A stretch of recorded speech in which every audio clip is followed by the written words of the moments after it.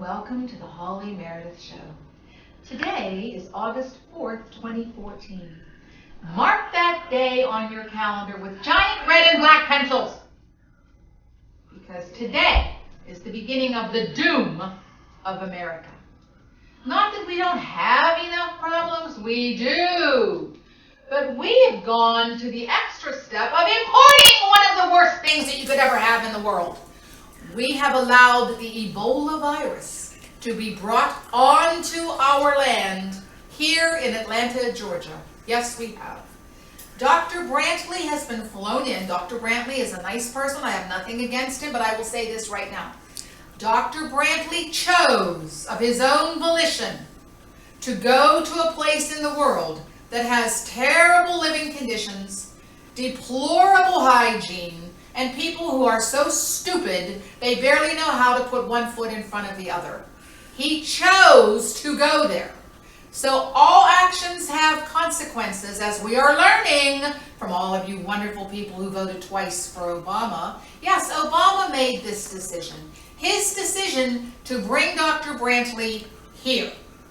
Now, I will remind you again, Dr. Brantley is a physician well-versed in viruses. It's what he does. He's called a virologist. That's what he does. He studies viruses. He tries to find ways and means of stopping them, cures for them. There is no cure for Ebola. None. When you get it, you feel at the beginning like you have the flu. And then it rapidly escalates. This is what the Ebola virus does. It attacks your pancreas, your kidneys, and your liver. And what happens to you immediately after that, as those organs start shutting down, is you exsanguinate. That's why it's called hemorrhagic fever. You hemorrhage all over your body, meaning every orifice in your body begins to bleed. Think of a Christmas tree with blood flowing down everywhere. That will be you. The blood comes out of your ears, out of your eyes, out of your nose, out of your mouth, out of your private parts, and even more importantly, out of your pores in your skin. So you will stand there and be dripping blood until there's a pool of blood and you're down in it. That is what Ebola does. It is one of the most frightful viruses in the world. And our president, yes, him, has brought it here to our country to face. Another person is on the way. She's a nurse who also made a decision to go and work in these deplorable conditions.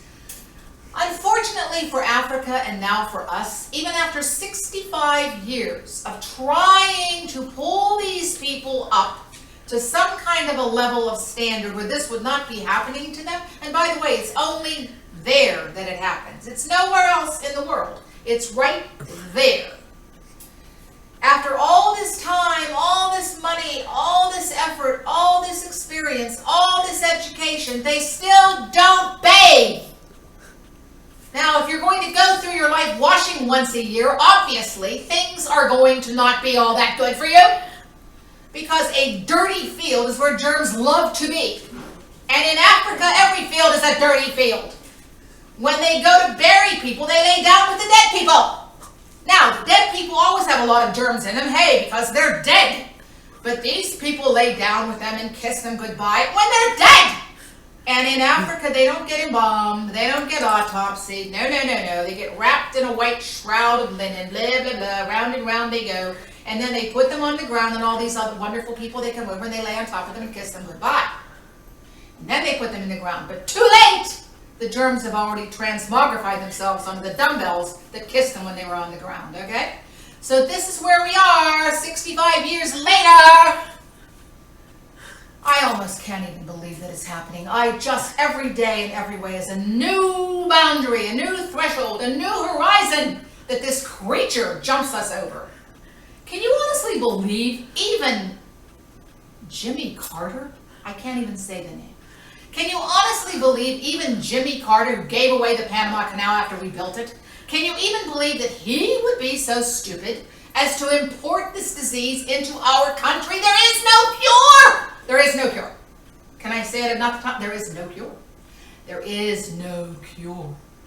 And even though the CDC CDC head came on television this morning and dared, I want you to understand, he dared to say this, Dr. Frydan, dared to say this. I hope that the fear of Ebola, which is indeed a very terrible disease, you think? I hope that the fear of Ebola doesn't overwhelm the compassion of the American people. There's that word again, the compassion. They must get up in the morning and send it around to each other on their Twitter. Compassion. You're going to compassion the American citizens to death. Compassion them. Make them feel so embarrassed that they should welcome this violent, vicious, vile, no-cure disease. Welcome it with open arms because you have compassion. And if you have enough compassion to let this one go by, then put that little bit of extra compassion on the border for all these illegal jerks traipsing across the border as I speak that you're going to have to pay for because, oh yes, him again. He's dropping them all over the country with their diseases. Not bad enough that we have Ebola. Not bad enough. Now we have scabies, fleas, chickenpox, resistant malaria, resistant tuberculosis. We get all of them. Sometimes you wonder if he's not a doctor in reverse. He's doing his best to make everybody sick instead of trying to help us. So now if you have any more compassion left over, let's try to be a little compassionate for Israel, who doesn't get any compassion. Why doesn't Israel get any compassion? Let me tell you why. Bibi Netanyahu would not be so stupid as to allow Ebola in his country. Oh, no, no. But Bibi Netanyahu actually wants to keep the people in his country alive. Unlike what we call our so-called president, Bibi Netanyahu would do the right thing for his people, which he's trying to do now. Let's imagine that you're living in downtown Toledo, Ohio, which, by the way, has no water. Yes, there's a water alert in Toledo, Ohio, because Lake Erie is crawling with fungi, so they've given the people in Toledo, Ohio orders not to drink the water. Whoa, whoa! So let's have some compassion for Bibi Netanyahu, who honestly is trying to keep his people alive. You're living in Ohio and all of a sudden bombs come over the horizon and drop on your town. Drop on your house, drop on your school, drop on your buses. But if you're our president and our Ketchup Kerry State Department leader, Captain Ketchup, if you're him, you tell Bibi Netanyahu and the people of Israel, you should just try to get used to those bombs. You should try to have compassion for the people in Gaza. Because, hey, you've already killed 1,200 of them, and only 45 of you are dead. That's what is called war. And the reason that only 45 Israelis are dead and all of these not wanting for compassion Gazans and Hamas people are dead is because Hamas uses them as shields. Hamas puts the babies and the women who are civilians in harm's way. Israel tries not to kill them because if you have any doubt that Bibi Netanyahu and the soldiers of Israel couldn't have wiped out the entire map of Gaza in about 2 hours, then you really are stupid. And this is Holy Narrative. Getting ready to go to my break.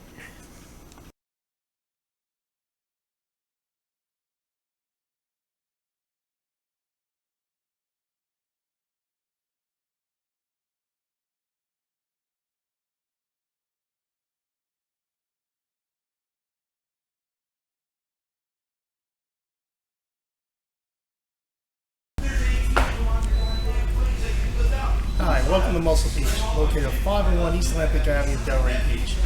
We'd like you to join us for some of the finest, hand-picked, shipped daily Prince Edward Island mussels, along with the freshest seafood Delray has to offer.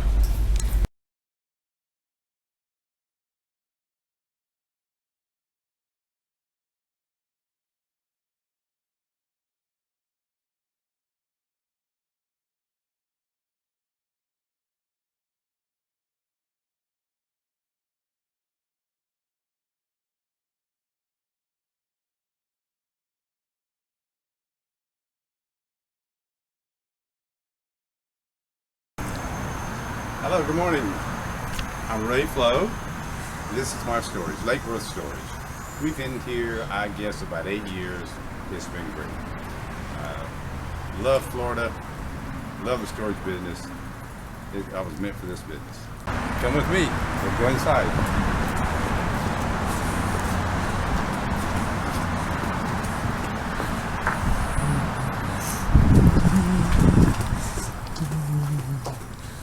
And here's the fantastic staff. Mr. Josh runs it. Hello, Josh. Hello. And the quiet one. Look here, Marge. Look this way. Look this way. There you go. All right. So, well, there is a lot to run in the storage. There is no silver bullet to make it successful. We've been very successful. So, you got to have a few things, you know. You got to have, of course, the price has got to be right. You got to have a nice staff, congenial people. We have that. Place has to be clean. We have that. And we have to treat people with dignity and very nicely, and we do that. So we've got, you know, the price, the staff. We've been here a long time. We got a good record. Above all, though, it really should be secure. And we have very little problems with that here. We're very secure. We've got 14 cameras there and some more here. So yeah, we're set for the public. We're set up. Excellent.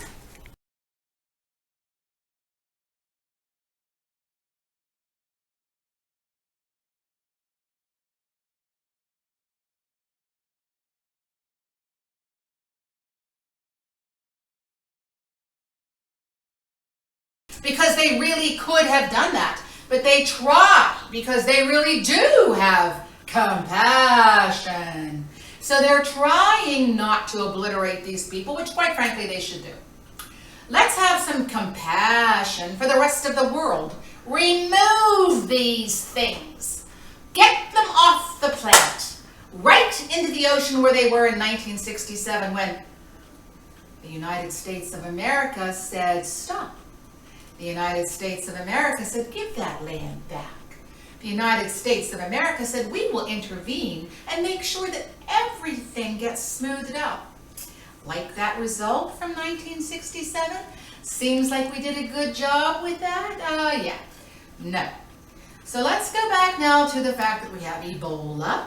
We have open borders on our southern border. Everybody's walking across. Nobody can stop them because our border guards have been told not to do anything. And let's not forget our Marine, Andrew Tomaresi, who entering his 4th month of incarceration in a Mexican piss pot, had a trial yesterday. Yes, he did. He had a trial in which nothing happened. Naturally, nothing happened. Do you understand and realize, first of all, our Marines shouldn't be there. Secondly, all of Mexico is coming to our land, and we can't get back our own Marine. He's legal. They're not. Do you see that this whole thing is upside down? I feel like Humpty Dumpty. All the king's men and all the king's horses may not be able to put America back together again after this thing. And yet, you're supposed to have compassion. I say to you, I have compassion for all of the homeless people that I see every day as I drive down the highway, standing on a corner with their little hat out, hoping that somebody will give them 50 cents or a quarter or a dollar or whatever.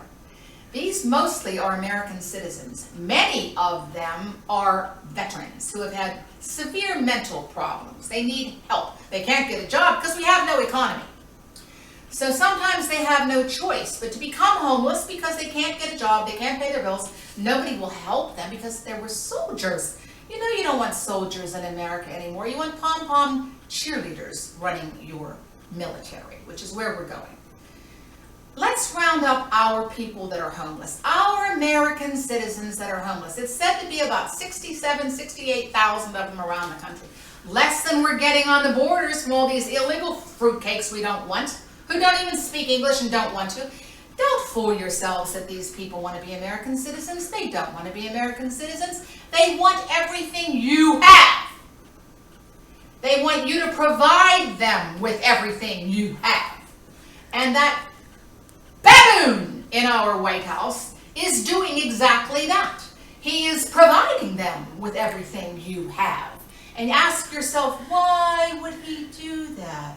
Because he has all this compassion? No. He doesn't have a fig of compassion for anybody except himself and his moochy wife.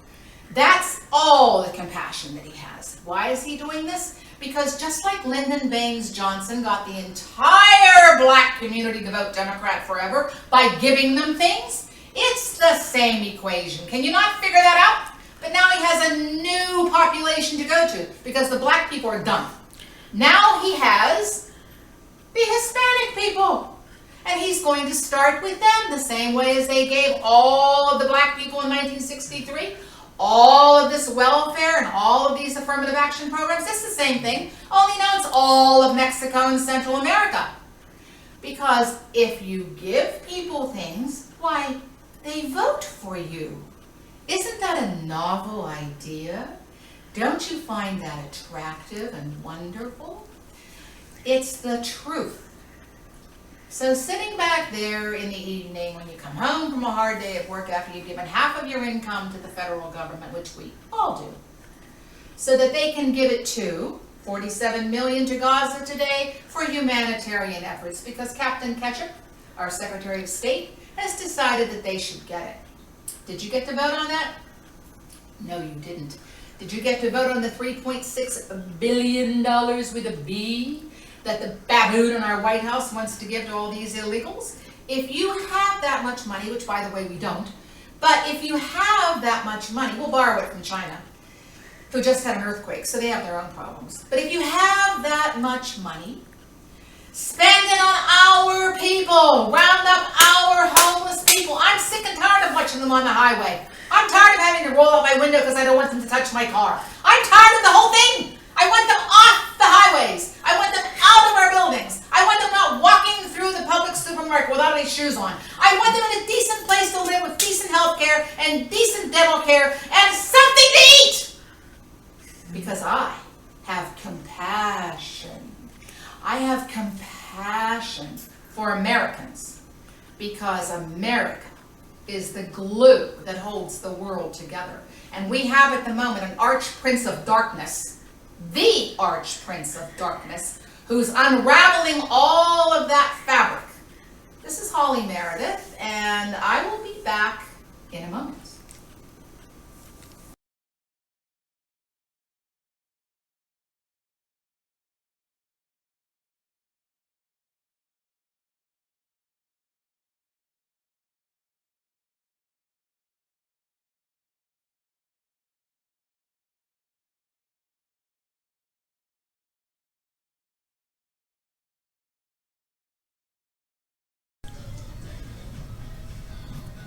Hello and welcome to New York Nails and Skin Salon, located on beautiful Linton Boulevard in downtown Delray Beach.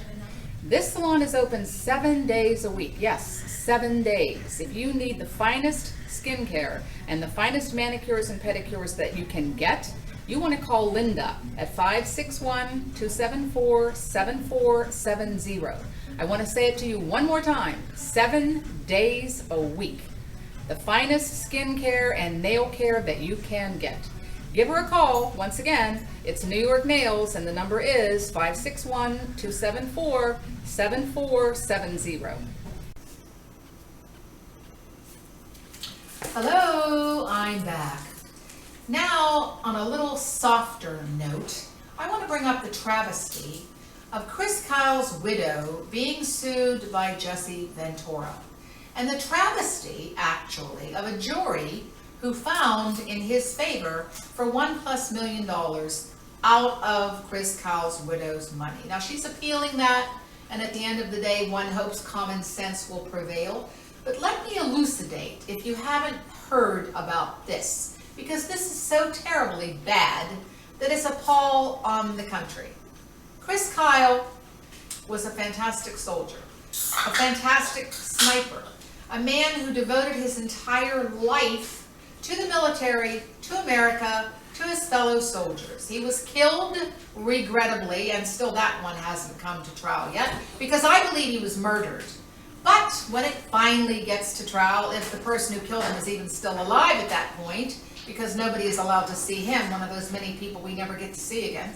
If it comes to trial and it's found that this poor man who was out with Chris Kyle and his friend on a shooting range, Chris Kyle was trying to help him. He has post-traumatic stress syndrome, which means his marbles are shaken up. Chris Kyle was trying to help him. Now, I asked the question when it happened, and I will ask it of you again. Chris Kyle, #1 sniper, top of the line soldier, out on a shooting range with his friend, also a SEAL and top of the line soldier. Do you honestly believe, as we have been told,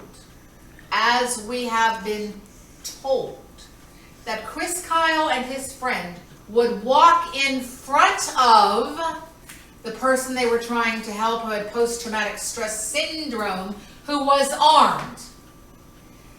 Of course they would not have done that. But they would have had to have done that for both of them to have been shot and killed, supposedly by their friend that they were trying to help, who then took off and ran to his sisters in a very addled mental state. Probably he was given an injection of something that did addle his mental state. Because I truly believe they killed those men. Because Chris Kyle was getting ready, and I say they, I mean our government. Chris Kyle was getting ready to issue another book. There was going to be another tell-all, like Andrew Breitbart was ready to do, and he inexplicably met with a heart attack with no heart condition. Jesse Ventura is suing and sued and won the lawsuit against Chris Kyle's widow for this. Chris Kyle, in his book, American Sniper, has a paragraph in which he says when he was in a bar, a local bar in California with some friends, that Jesse Ventura came in to that bar and began to disparage America, the flag, the Marines, the SEALs, the soldiers, everything about America. And Jesse Ventura is known for that. Jesse Ventura began to disparage all of the above. And Chris Kyle says in his book that he punched him and knocked him down. Now, if anybody has seen Jesse Ventura, he's a huge man, huge. I think he's something like 6'7". He's gigantic, 6'7" or 6'8". And I believe he used to be a professional wrestler, I believe, and that means he's bulky as well. But Chris Kyle was a consummate soldier and athlete in superlative condition, and also a man of impeccable character, unlike Jesse Ventura. So if Chris Kyle puts in his book that this is what he did, I believe him. Now remember, he's dead, so he cannot testify on his behalf at his trial. And yet, Jesse Ventura drags the widow into the courtroom, makes her sit there through days of testimony, and because of a technicality in the law that has to do with the fact that Chris Kyle cannot speak on his own behalf. It's very hard to speak on your own behalf when you're dead. Try it. He cannot speak on his own behalf because of that technicality. The jury had no choice but to award the verdict to Jesse Ventura. Now you would think anybody with any kind of modicum of class would have said, I've solved the problem, I've cleared my name, I do not want this judgment, I wanted to be heard, I wanted my day in court. But no, he wants the money. So it is my sincerest wish that Chris Kyle's widow goes to the appeals court, which she is doing, and wins in the appeals court. Not only should this never, ever have gone to court, this man should be shunned. Jesse Ventura is an embarrassment, a blot on our society. Just in case you didn't know about this, you need to know about it. And now, getting ready to come to the end of my show. Not quite yet, but let's lead up to the end. Our despicable Congress, and that's the only word I can use, despicable. Our despicable Congress all took off on Friday last week for 5 weeks. They have a 5-week vacation, hiatus, sojourn, of course on you. While the country has so many problems, so many chaotic places that need to be taken care of, that these people should not only be on vacation, they shouldn't be getting their paycheck. This is a reason for term limits like none other.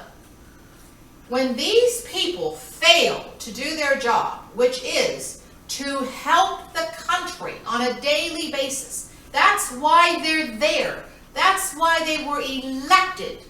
They were not elected to pontificate in front of all the different TV stations, which is what they're always doing. Ever notice that? They're always on television.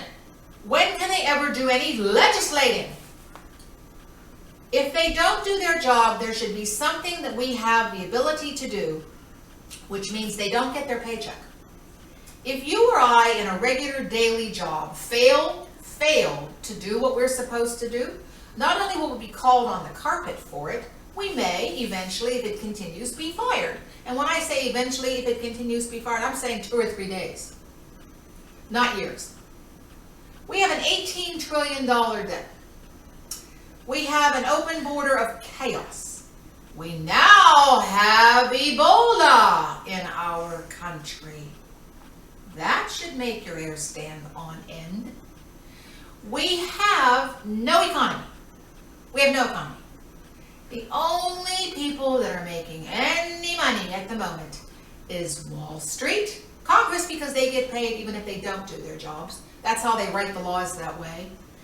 And of course the Federal Reserve, who controls all of our money, no matter what we do with it. We don't know what they do with it, but I guarantee you nothing that they're doing with it is for our good. So as you get ready to listen to the end of my show, ponder this. We have Mad King Obama, and if that's not enough to curdle you, we have Mad King Obama and Ebola. Maybe he wants to make Ebola his princess. Mad King, yes, this is true. Mad King Obama and virus Ebola. They almost rhyme. And they're both from Africa! Mad King Obama and Princess Ebola. They rhyme. Obama, Ebola, Ebola, Obama. You could jump rope to that. And you may have no choice. I want you to understand sincerely what I'm trying to tell you. The world that we know, the country that we used to have, our existence as it was is gone. We now live in a funhouse, a for real funhouse, where every day, if you remember the old-fashioned funhouses before they were closed, because hey, they were fun. If you remember the funhouses, when you turned a corner, you could be staring into mirrors that made you look like you were 20 feet tall or 16 feet wide, like Michelle. You remember all of that, do you? Because that's what we live in today. We never know when you get up in the morning. You have no idea. You have no idea what horror story is going to come floating at you, brought to you by Obama and Ebola and Ebola and Obama, all brought to America just for you. Don't you feel really lucky? I know I don't feel really lucky. I feel really scared. And I'm not frightened of anything. When I say scared, I mean, what happened to this country? What happened to the greatest known people who stopped Hitler? My God, if Hitler was alive today, which by the way he may be, if Hitler was alive today, he would laugh himself to death at what we would be sending over there to stop him. I mean, he would lay down on the ground and laugh. This is what they're sending? These people don't even know which sex they are. This is what they're sending to fight my stormtroopers? Good luck with that. This is just a warning, a heads up, something you need to think about. Nothing that you hear from your government is true. Not one word. Nothing. Inflation is running about 22%, and why do I know that? Well, because I have to buy food like you do. And inflation is when the cost of things goes up and your wages go down. Our wages have been going down for, can you imagine? 5.5 years. And I don't believe in coincidence. Our wages have been going down and the cost of everything has been going up because the Federal Reserve prints money. It's the only way to keep Obama in office, by printing money to artificially maintain low interest rates, because if they really went to where they should go, they'd be around 18-21% like they were in Jimmy Carter land. So again, I'm getting ready to close my show. I'm going to leave you on a hopeful note, because in spite of all of this misery, in spite of all of the vicissitudes that face this magnificent country, I believe I do. I believe that the average American, the average person who gets up every day in this country and goes out and tries to survive, tries to be responsible, tries to pay their bills, tries not to cause any harm or damage to somebody else, which is, by the way, most of us, I believe that we will persevere, but we are going to go through a bloody, horrific, chaotic, traumatic time in our country, which is coming very quickly, because the you-know-what is about to hit the fan.